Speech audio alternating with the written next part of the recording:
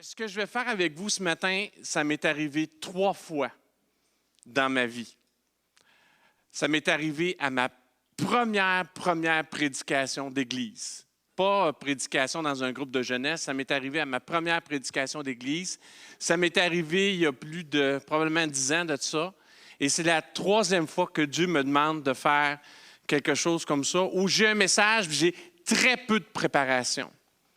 Et à chaque fois que Dieu me demandait de faire un message comme ça, c'est parce qu'il avait quelque chose lui-même à faire. Il veut que je lui laisse de la place. Il veut que je laisse la place au Saint-Esprit. Alors, j'ai quelques versets, j'ai des idées, mais exactement, je sais où je commence, je ne sais pas qu'est-ce qui se passe dans le milieu, puis je sais où est-ce que ça finit. Et j'ai cette assurance-là, et Dieu m'a donné plein de points de référence alors que je m'en venais. Dieu m'a parlé dans un rêve. Marie a dit, c'est peut-être un rêve de pizza. Hein? Elle n'a pas l'interprétation des rêves, mais moi, je suis quelqu'un que Dieu a donné ce don-là d'interprétation de rêve. Je sais quand je fais un rêve de pizza, puis je sais quand ce n'est pas un rêve de pizza. Ça, ce n'était pas un rêve de pizza. Et j'avais cette ferme assurance-là que Dieu voulait faire quelque chose par la puissance du Saint-Esprit au milieu de nous ce matin. Alors, je vous dis, préparez-vous à cela. Soyez ouverts. Si une voix parle dans votre cœur, et peut-être elle parle dès maintenant, ce n'est pas votre imagination. Vous n'êtes pas schizophrène. C'est Dieu qui vous parle. C'est Dieu qui parle à vos cœurs. Dès ce matin, il y avait une présence vraiment particulière. Cette présence-là, on l'appelle le Saint-Esprit. Il n'y a pas d'Église sans Saint-Esprit. L'Église n'a pas pu commencer sans que le Saint-Esprit soit répandu sur terre. Et encore aujourd'hui, l'Église a besoin du Saint-Esprit. Pourquoi? Parce que nous avons besoin du Saint-Esprit. On a besoin d'un Dieu vivant au milieu de nous. Les disciples marchaient avec Jésus alors qu'il était sur terre, c'était pas suffisant. Jésus serait là au milieu de nous en personne, ce ne serait pas suffisant. Nous, les disciples avaient besoin du Saint-Esprit, nous avons besoin du Saint-Esprit. Il y a les disciples qui ont vécu toutes sortes de choses avec Jésus, qui ont vu les miracles. Tu te dis, hey, si moi j'avais vu ça, si j'avais vécu ça, est-ce que je serais transformé? Les disciples n'ont pas été transformés. Toi non plus, tu ne serais pas transformé. Le seul qui peut nous transformer, c'est l'Esprit de Dieu qui agit à l'intérieur de nous. C'est une puissance vivante. Jésus a ouvert les écluses des cieux par son sacrifice. Il a permis que nous puissions être purifiés et il a ouvert la porte à ce que l'Esprit agisse en nous. Une église doit être une église où l'Esprit prend sa place. Amen. Et c'est ce que j'invite pour vous ici, maintenant. Il y a quelque chose de particulier, de personnel pour chacun d'entre vous ce matin. Je vais parler de beaucoup de choses, mais en chemin, l'Esprit de Dieu va faire sonner, comme on avait dans nos petits livres, hein, la flic clochette. Il va dire, oh, tourne la page, il y a quelque chose pour toi. Hein, ça date, moi je suis un Gen X, hein, alors j'avais les fameux, tu avais les disques, hein, quand on mettait un disque, puis là c'était des livres, on mettait le disque, puis et on apprenait à lire comme ça, il lisait, puis là, quand ça sonnait, cling, cling, cling, il fallait tourner la page. Il va peut-être avoir un petit cling, cling, cling, cling, cling dans les choses que je vais dire. Dieu va ajouter quelque chose de personnel et il y a quelque chose pour toi à saisir ce matin. Je t'en prie, ne passe pas à côté. Amen. Le titre de mon message, c'est « Entrons ensemble dans la terre promise ». Entrons ensemble dans la terre promise. Chaque mot est important, mais il y en a un que j'aime particulièrement, c'est « ensemble ». Ensemble. L'Église, ça se passe ensemble. Dieu n'a pas voulu qu'on soit des satellites. Chacun de son côté, il nous a appelés à être ensemble. Il bâtit son Église ensemble. C'est quelque chose qu'on vit ensemble. Et il n'y a pas de plus belle image dans l'Ancien Testament de l'œuvre que Dieu veut faire sur terre que la terre promise. La terre promise. La Bible nous enseigne que tout a été écrit pour notre édification. Et nous, avec l'expérience qu'on a à Jésus, avec le Nouveau Testament, on a une lecture différente de l'Ancien Testament. L'Ancien Testament devient très symbolique. Mais c'est frappant à quel point il y a des richesses symboliques pour nous aujourd'hui, à travers toute l'histoire du peuple d'Israël, de leur sortie d'Exode, de sortie d'Égypte, jusqu'à leur entrée en terre promise. Et mon but ce matin, c'est de vous parler de l'Église à l'image de cette histoire-là du peuple d'Israël qui ont quitté la captivité, ont été dans le désert et ont finalement entré dans la terre promise. Parce que je crois sincèrement qu'encore aujourd'hui, Dieu nous appelle à être libérés de notre vie passée, de goûter quelque chose de particulier avec lui et d'entrer pleinement dans tout ce à quoi il nous appelle, d'entrer dans le lieu du fruit abondant, d'entrer dans le lieu de la vie renouvelée. Les fruits en Canaan, étaient-tu gros, chérie? Il était gros. Mon épouse, souvent, elle me dit, quand elle voit les gros raisins, là, tu penses à la terre promise à chaque fois, hein? Mon épouse aime les raisins. Tu sais que ma mère, elle me dit, puis ça, j'en ai profité pour dire, t'es bénie. Ils ont préparé des raisins pour elle, sans qu'elle ait demandé. Moi, j'ai vu une symbolique très grande, un cadeau comme ça. Ma mère est hospitalisée présentement, puis juste pour elle, ils ont fait quelque chose de VIP. Ils lui donnent des raisins, une grappe. Il y a une symbole très puissante dans la terre promise. Dieu ne nous appelle pas seulement à être sauvés. Dieu ne nous appelle pas seulement à le suivre. Dieu nous appelle à entrer dans une pleine restauration, à être bénis et bénissants, à être guéris et guérissants, à être dans l'abondance, mais une abondance qui dépasse le signe de pièce. Une abondance réelle, profonde, qui apporte la paix. Quel beau chant ce matin! Ma paix est infinie. L'Église doit être un lieu de paix. L'Église communautaire Mountain View doit être un lieu de paix.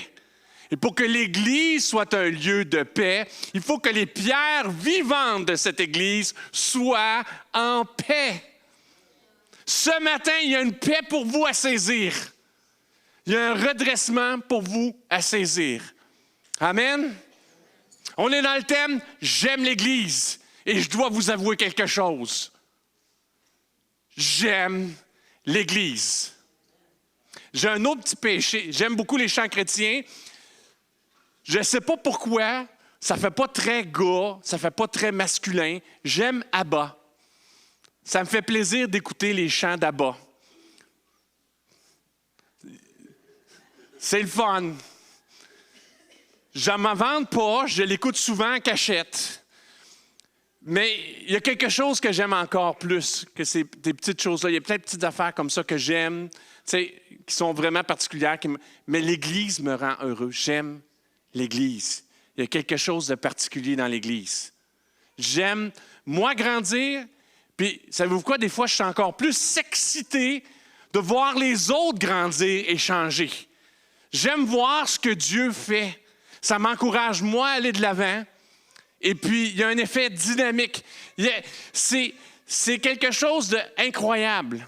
Il y avait juste Dieu pour penser à ça. Si c'était un être humain, il dit, pourquoi tu fais ça avec du monde? Ça va être ben trop compliqué. Faire ça avec du monde, plein de troubles, c'est appelé au trouble. Mais Dieu est plus grand que nos situations personnelles. Dieu est infiniment plus grand que nos situations personnelles. Alors, j'aime l'Église.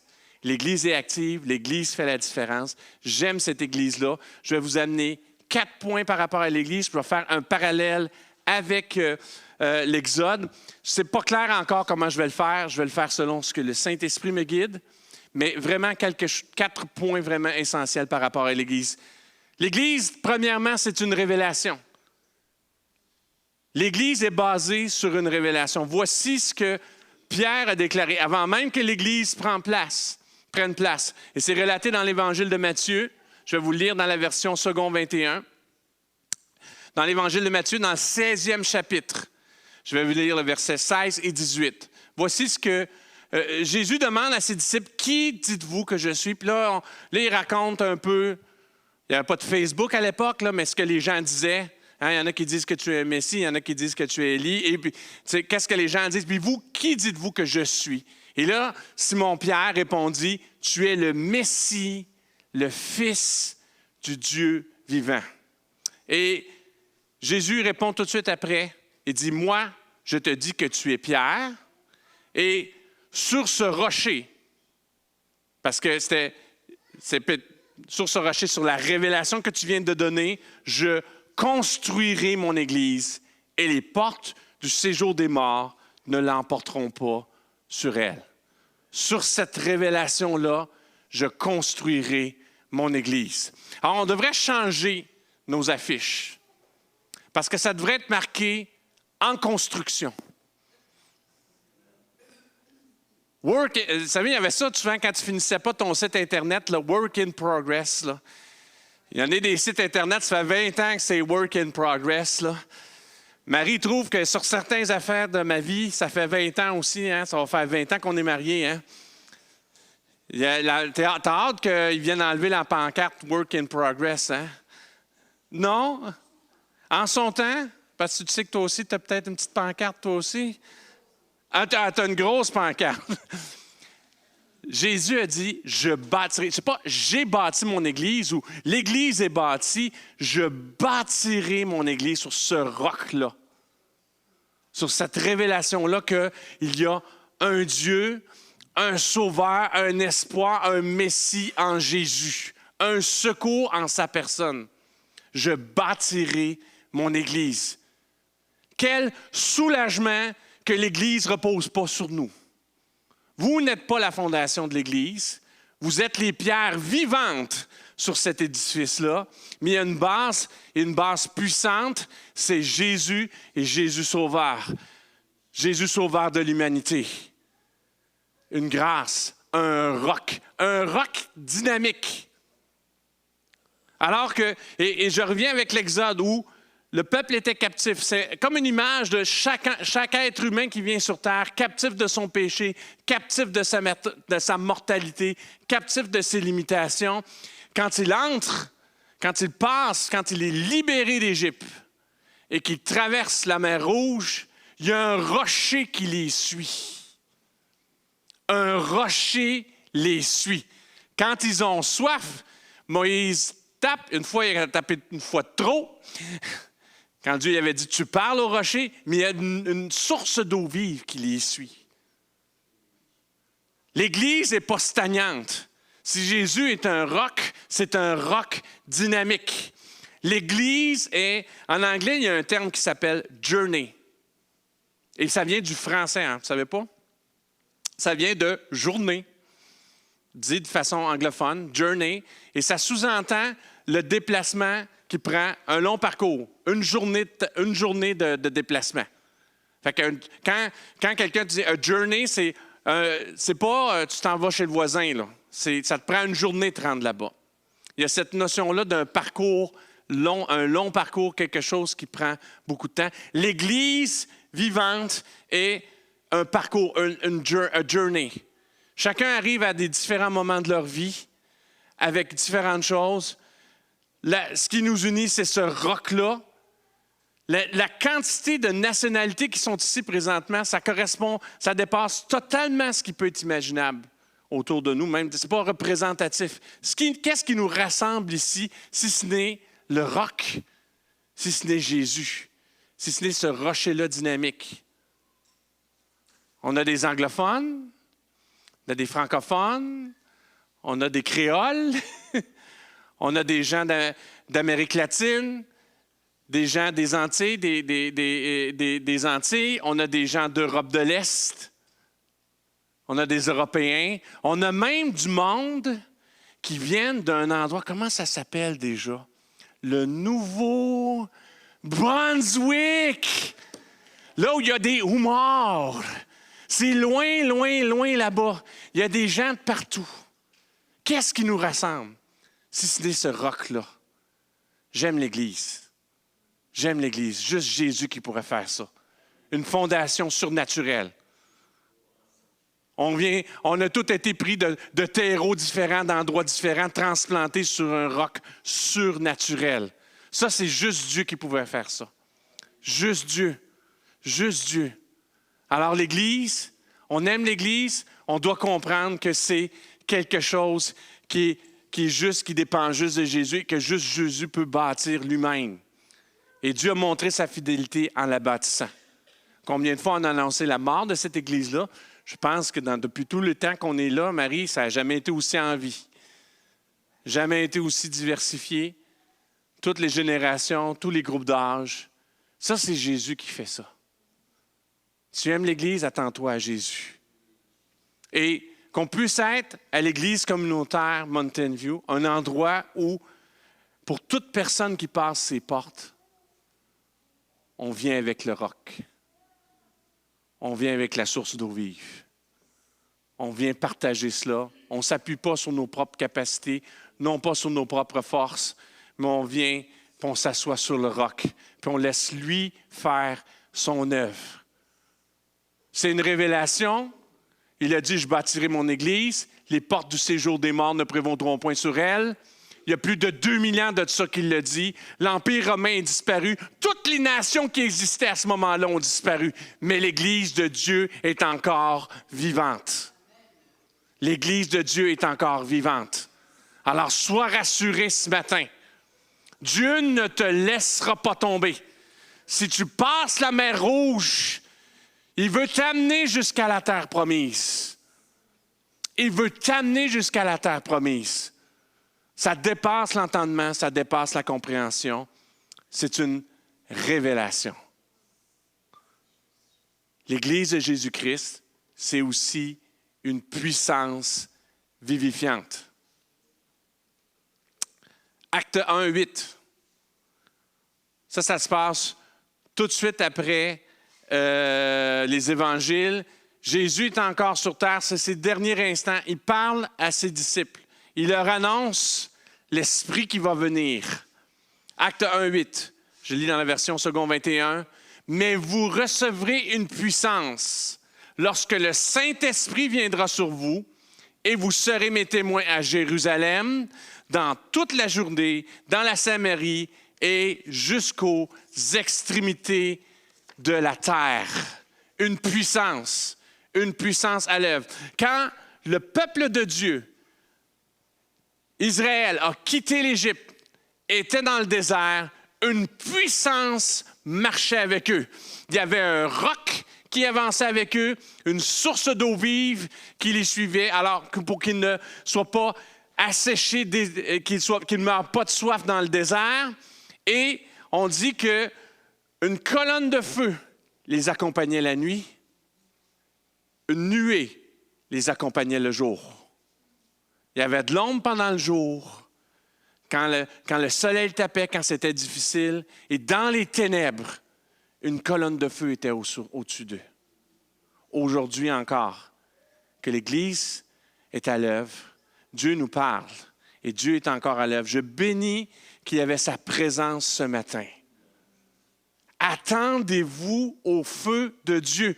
On se rassemble, nous sommes comme Israël. Je bâtirai mon Église, j'enverrai mon esprit pour l'animer. Il y a un feu pour vos ténèbres. Je ne connais pas votre situation. Je ne sais pas ce qui s'est passé cette semaine. Je ne sais pas ce que vous avez vécu. Ce que je sais cependant, c'est que si tu as mis ton espérance en Jésus, il y avait un roc sur lequel t'appuyer. Il ne te laissera pas mourir de soif. Tu ne mourras pas dans le désert.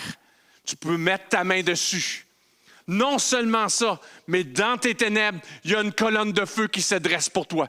Tu peux rien voir autour de toi. Tout est sombre et ténébreux, mais alors que tu as ta foi en lui, il y a une colonne de feu sur toi pour te montrer le chemin que tu vas suivre. Mais tu dis, Pasteur Carl, j'en ai aucune idée. Je ne sais pas ce que je m'en vais. Tu n'es pas tout seul, on est ensemble. On est ensemble. Parle à un frère, parle à une sœur, ouvre ton cœur. On est ensemble. Et on s'attend au même feu, à la même puissance. Ta foi est chambranlante. Quand Moïse manquait de force, n'était pas capable d'élever les bras pour prier, c'était Aaron et Hur soulevaient ses bras. Regarde, même moi, j'ai besoin d'aide. On a tous besoin d'aide. C'est ça, l'Église. L'Église de Dieu, ce n'est pas Pasteur Carl qui prêche le matin, puis l'équipe de louange qui fait la musique. L'Église de Dieu, ça marche tous les jours. C'est un parcours au quotidien. C'est un roc qui t'accompagne quand tu n'es pas trop sûr d'où ce que tu mets le pied. Et c'est une colonne de feu, une nuée quand tu te sens brûler. Une colonne de feu quand tu ne sais pas où t'en aller. Une puissance à l'œuvre pour t'amener ailleurs. Le désert, ce n'est pas toujours une mauvaise chose. Jésus est allé dans le désert pour entendre de Dieu. Il est revenu avec puissance. Des fois, on met au désert une notion que la Bible n'est pas toujours pleinement en accord. La révélation des Écritures a été faite dans le désert. Les tables de la loi ont été données dans le désert. L'alliance a été forgée dans le désert.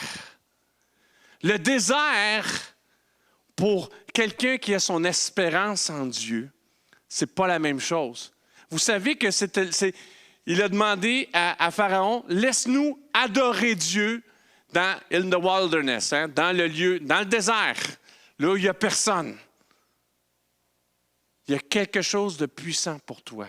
Ça nous terrifie souvent. Si vous voyez, le peuple d'Israël était tout le temps en train de chialer. Ah, il fait chaud, il fait trop froid, j'ai faim, j'ai soif. C'était dur. C'est dur. Je lève la main parce que je dis que je fais partie du club des chialeux. Mais si on change notre perspective, si on voit notre vie d'Église comme une progression, comme un parcours, le lieu de désert, c'est le lieu de la rencontre. Dans le désert, Moïse est allé à la montagne. Dans le désert, Dieu lui a montré sa gloire. Dieu lui a montré sa gloire. Il est descendu, son visage resplendissait, au point qu'on devait mettre un voile devant lui. L'Église de Jésus-Christ. Moi, j'aime l'Église parce que j'ai vu des gens qui avaient... Je les vois un dimanche, puis le visage n'était pas lumineux. Puis je les vois le dimanche suivant, puis je ne sais pas qu'est-ce qui s'est passé dans le désert. Je ne sais pas combien longtemps ils ont monté sur la montagne, mais ils ont un visage radieux. Un visage radieux. Saisis ça aussi. Ensemble, on avance ensemble dans notre expérience de foi. Ensemble, on peut aller arracher, saisir la présence de Dieu dans les lieux secrets. Merci Seigneur pour l'équipe de prière de l'Église communautaire Mountain View. Merci pour les rencontres de prière. Merci pour ceux qui sont là et qui prient et pour ceux qui sont là et qui appuient et pour ceux aussi qui reçoivent les fruits de cette prière. Combien de témoignages on a de comment Dieu a agi dans cette assemblée parce qu'on a prié. On a même 2 jeunes enfants qui courent, là. Anaël et Nathan.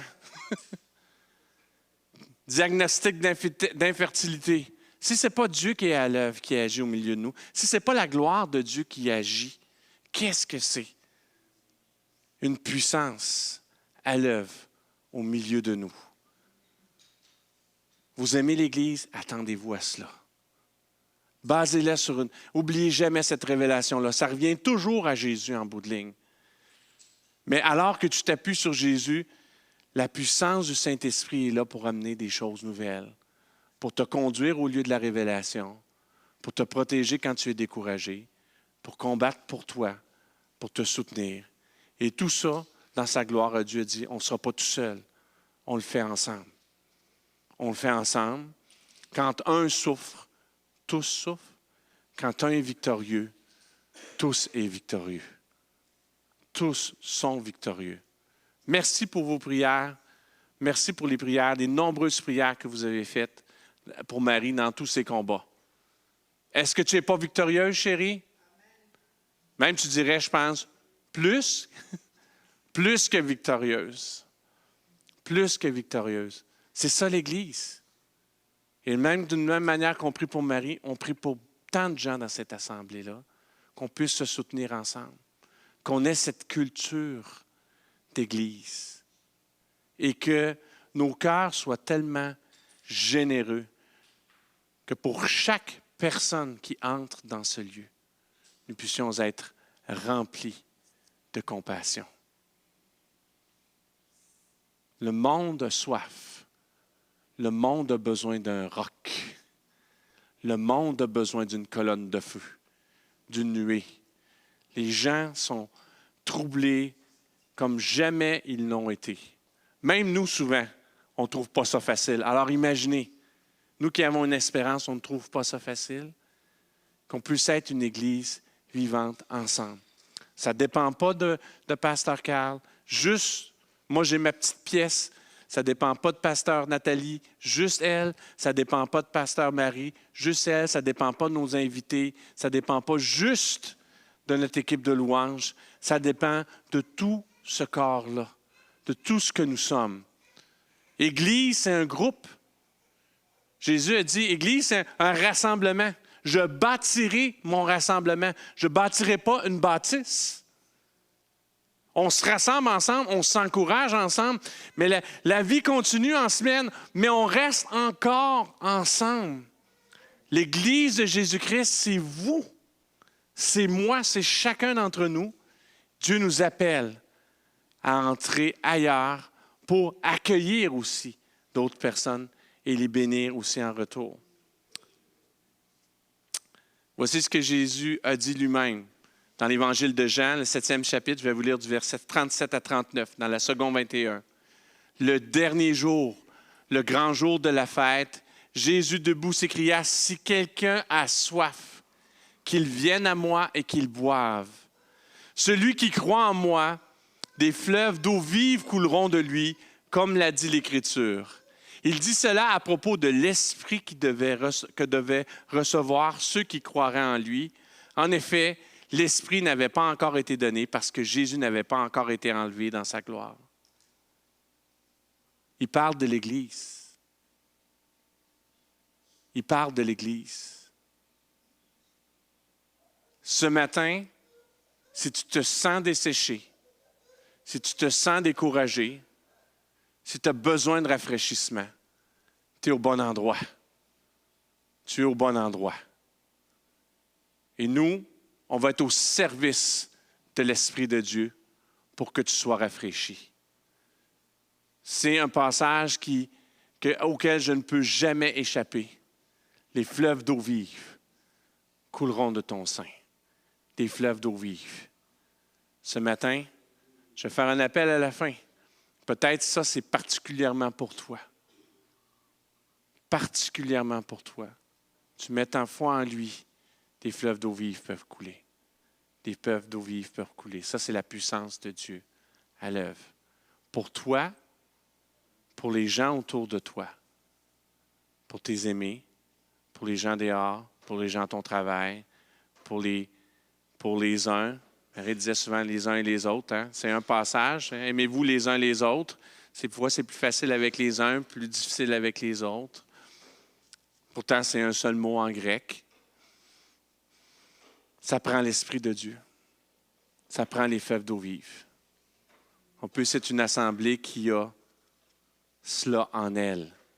Que tu puisses saisir les fleuves d'eau vive, non seulement pour ta vie desséchée, mais pour quelques personnes qui me plaît, que tu rencontres dans la semaine, qu'on croise ici un dimanche matin, pour être une source d'eau vive pour ces personnes-là aussi. On ne sait pas à quel point Dieu peut toucher les cœurs par une simple parole. par un simple geste, par une simple attention, comment Dieu peut changer les vies. Que l'Église communautaire, que nous, ensemble, on puisse être tous des agents, tous des sources d'eau vive par la puissance du Saint-Esprit. Une révélation, une puissance, un parcours. Un parcours. Matthieu 11e chapitre, versets 28 à 30, dans second 21. « Venez à moi, vous tous qui êtes fatigués et courbés sur un fardeau, et je vous donnerai du repos. Acceptez mes exigences et laissez-vous instruire par moi, car je suis doux et humble de cœur, et vous trouverez le repos pour votre âme. En effet, mes exigences sont bonnes et mon fardeau est léger. » Un parcours. Un parcours. A journey. Des fois, c'est long. Des fois, c'est long, puis des fois, on ne voit pas le bout du chemin. Vous savez, si j'avais voulu faire l'histoire de l'Exode, puis vendre les droits du film, je ne l'aurais pas fait comme ça. Parce qu'il y a un gros trou dedans. Il y a un gros trou entre le moment où le peuple est libéré d'Égypte et qu'il entre dans la terre promise. Il y a un gros épisode de tournée en rond dans le désert. Et je vais peut-être être un peu choquant pour vous, mais des fois, on tourne aussi en rond dans l'Église.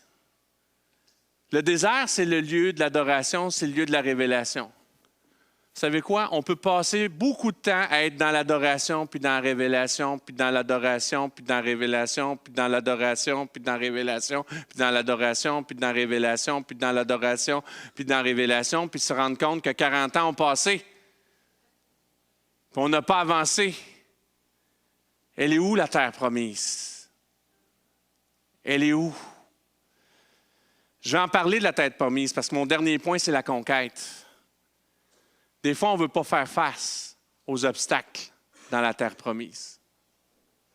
Des fois, on ne veut pas se laisser guider doucement. Dieu est assez patient pour nous guider doucement, nous guider avec amour, mais il n'est pas là pour nous amener ailleurs que là où on doit être. Mais trop souvent, on reste dans quelque chose qui est superficiel, on reste dans la théorie, on n'essaie pas de le vivre.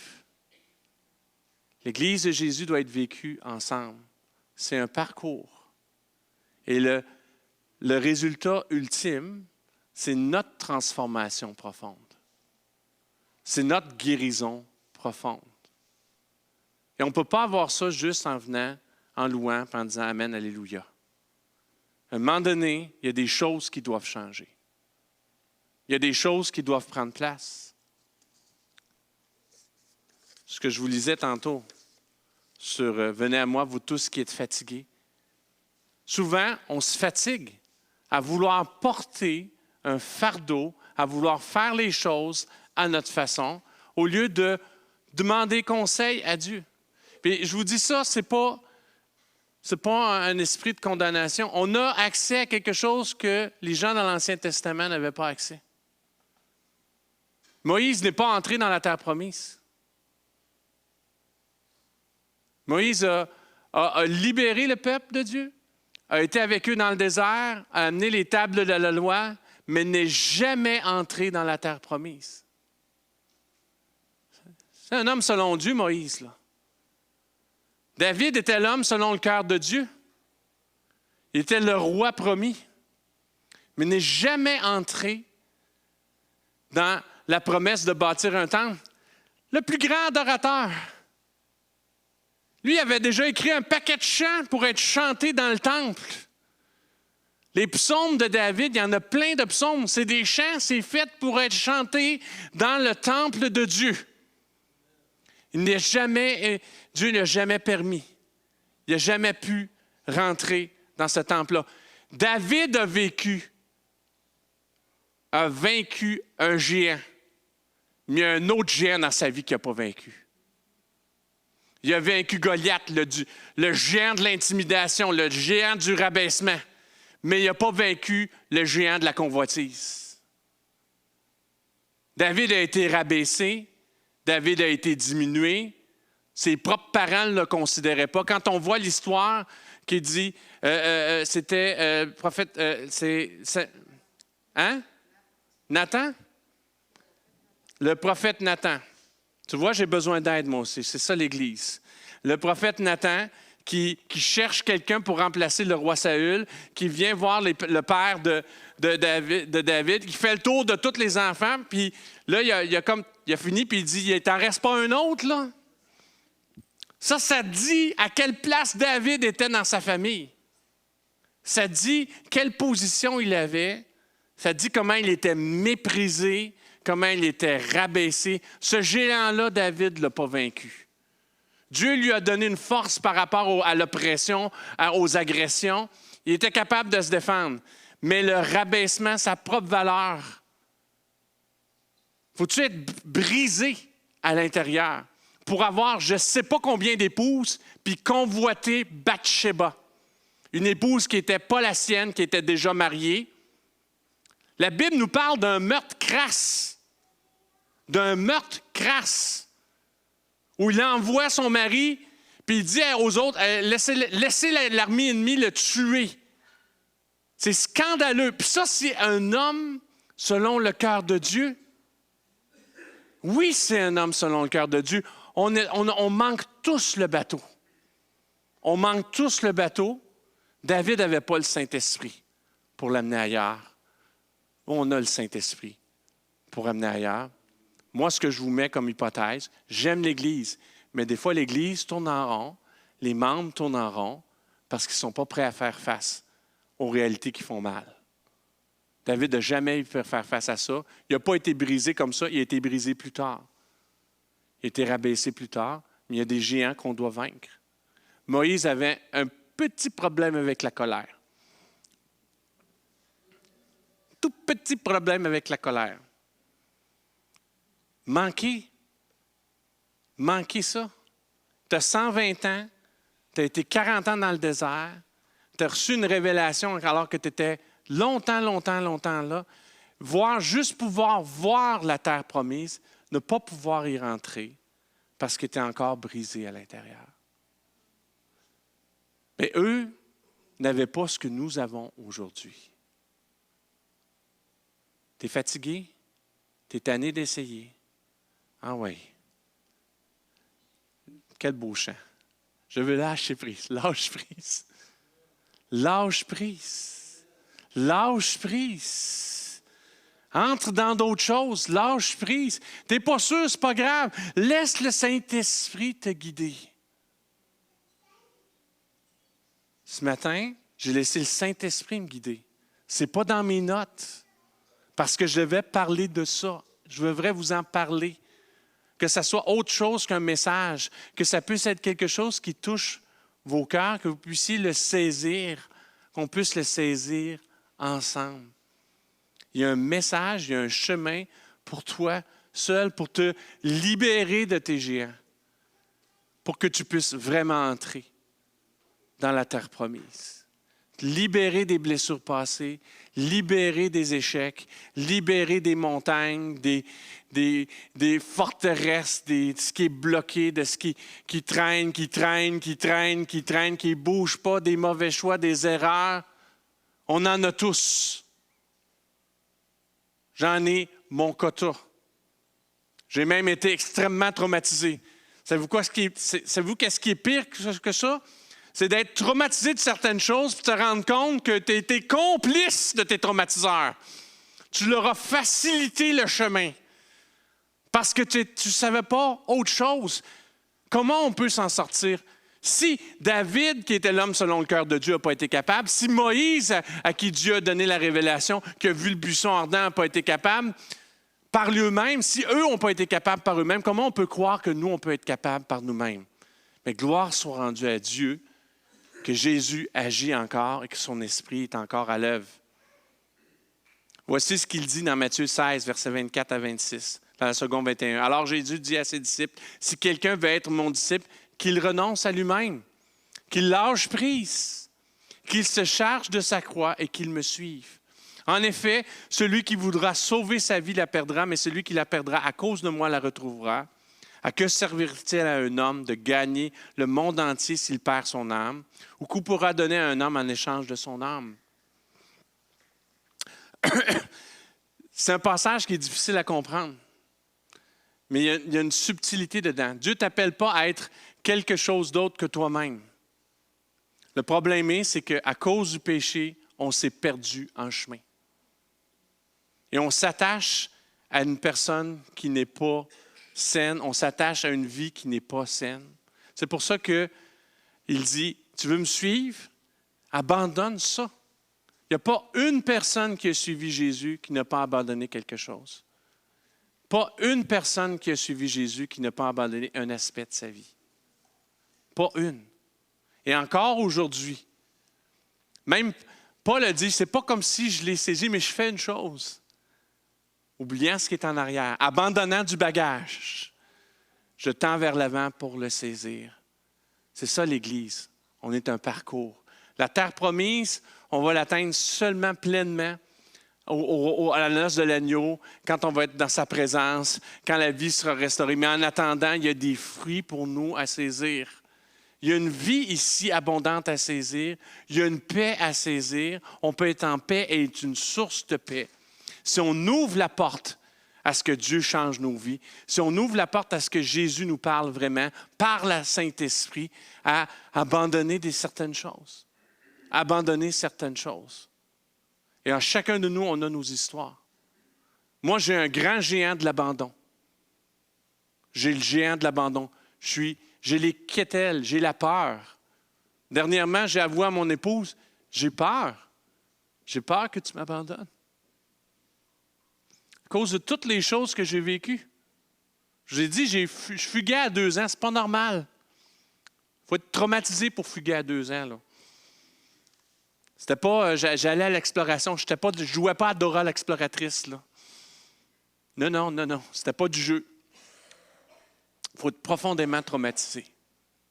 Mais gloire soit rendue à Jésus, qui nous relève encore, qui fait encore la différence, que son esprit agit encore dans nos vies, qu'on peut entrer dans la terre promise. Je veux rentrer dans la terre promise. Nous pouvons entrer dans la terre promise ensemble.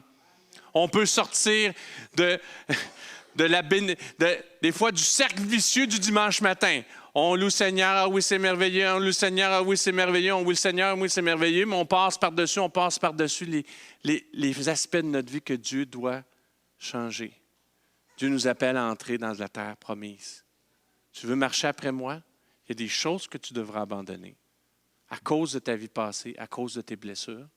Puis si tu abandonnes ces choses-là, tu as l'impression de perdre, mais en réalité, tu gagnes. C'est ça qu'il dit. Tu perds ta vie, mais tu ne la perds pas. Ce n'est pas une vie qui valait la peine d'être gardée. Puis tu en gagnes une autre.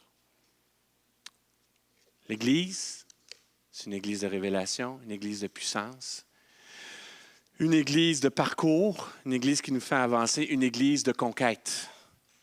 Ça, c'est le bout que j'aime. Marie, t'aimes ça la conquête, toi, hein? Je connais mon épouse. Mon épouse, c'est une battante. Merci Seigneur. Moi, des fois, je suis un peu chicken. Mais j'ai une épouse qui se bat.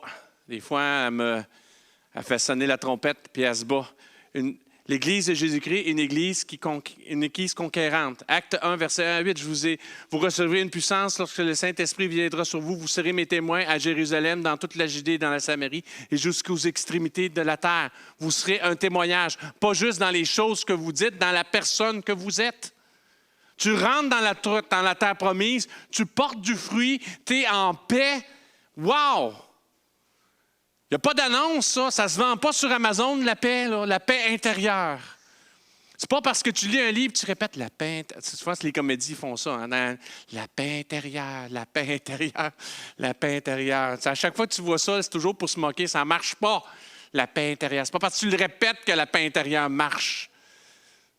pas un mantra, ce n'est pas quelque chose. C'est l'Esprit de Dieu qui apporte une vraie paix intérieure.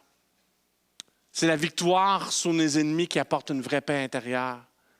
C'est la transformation que Dieu seul peut faire qui apporte une vraie paix intérieure.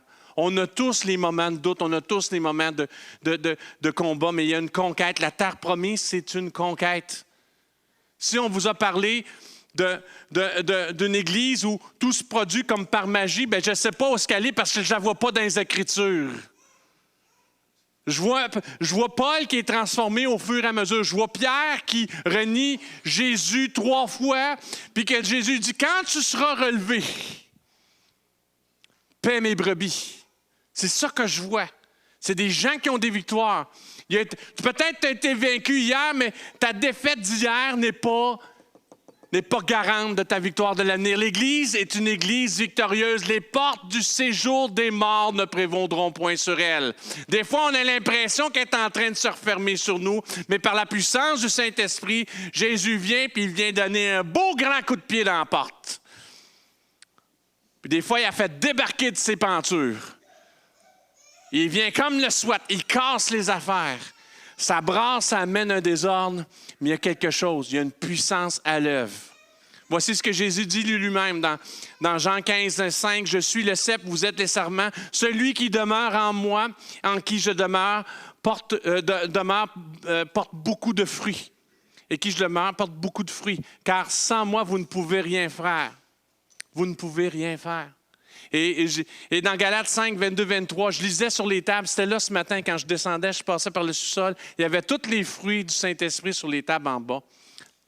Mais le fruit de l'Esprit, c'est l'amour, la joie, la paix, la patience, la bonté. Ils sont en bas, là, on a une table.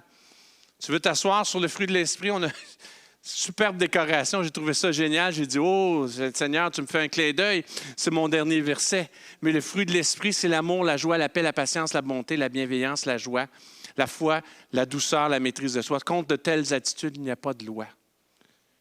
Il y a un fruit. Il y a un fruit pour nous. Tu veux savoir si Dieu a vraiment agi dans ta vie? Tu commences à avoir une paix qui n'est pas naturelle. Tu commences à avoir une patience qui n'est pas naturelle. Tu te surprends à être super bon. Tu te surprends à être super doux. Le monde a besoin de ça. Il n'y a pas un surplus de bonté, puis de paix, puis de joie, puis de douceur dans le monde. On dirait que ça s'accélère, c'est même pire. C'est même pire. Mais l'Église où Dieu est à l'œuvre, alors que nous entrons dans la terre promise, alors que nous vainquons nos géants, alors que nous faisons face à nos murailles, Dieu peut agir. Comme Dieu a guidé le peuple d'Israël de tourner 7 fois autour des murailles de Jéricho, ensemble, de faire un chant au bout de chacun de ces tours-là, que les murailles tombent. Il y a des murailles qui peuvent tomber dans nos vies. Il y a des fruits qui peuvent tomber qui peuvent prendre place. Il y a des géants qui peuvent être vaincus. Géants du rejet, géants du viol, géants de l'abus, géants de la trahison, géants de la manipulation, des blessures profondes qui peuvent être guéries pour qu'on puisse être une Église vivante, une Église où l'Esprit de Dieu agit. Pas par une main humaine, mais par la puissance du Saint-Esprit. Je n'ai pas d'autre chose à rajouter. Je vais inviter Marie-France et son équipe à s'avancer.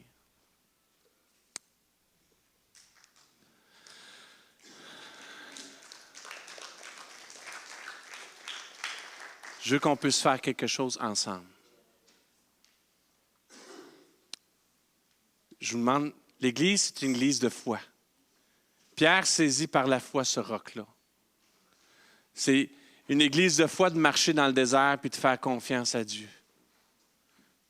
C'est une Église de foi de penser qu'on peut être guéri de toutes nos blessures passées, même de celles qu'on n'ose pas s'avouer. C'est une Église de foi par la puissance du Saint-Esprit. Et faites-le vraiment si vous vous sentez appelé à le faire, mais je crois que plusieurs d'entre vous, vous vous sentez appelés à le faire. Alors que Marie-France va chanter ce chant-là avec l'équipe. Alors qu'on va déclarer « Je veux lâcher prise ». Que vous puissiez vous avancer ici, puis vous attendre à l'Esprit de Dieu. À l'Esprit de Dieu qui vous relève.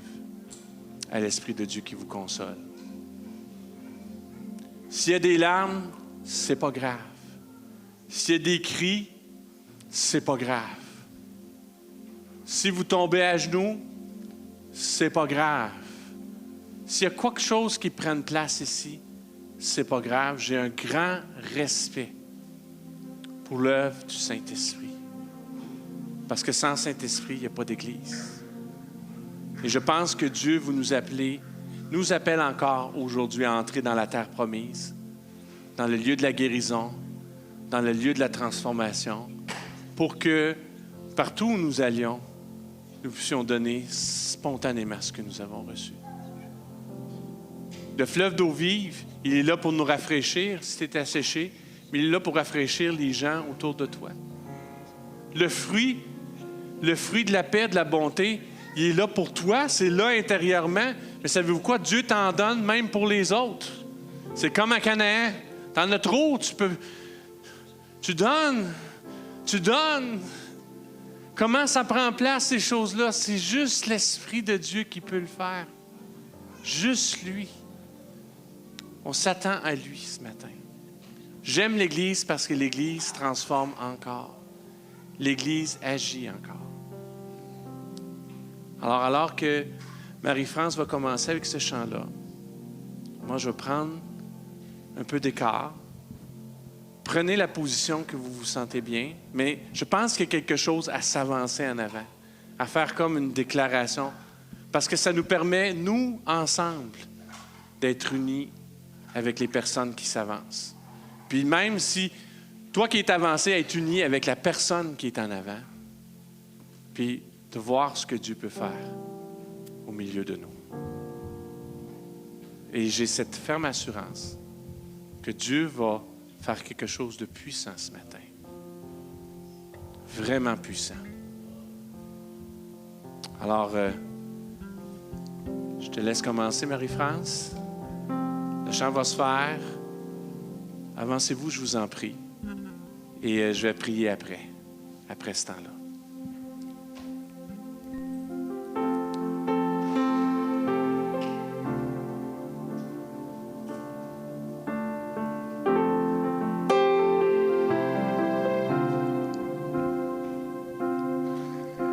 La terre fut déjà ébranlée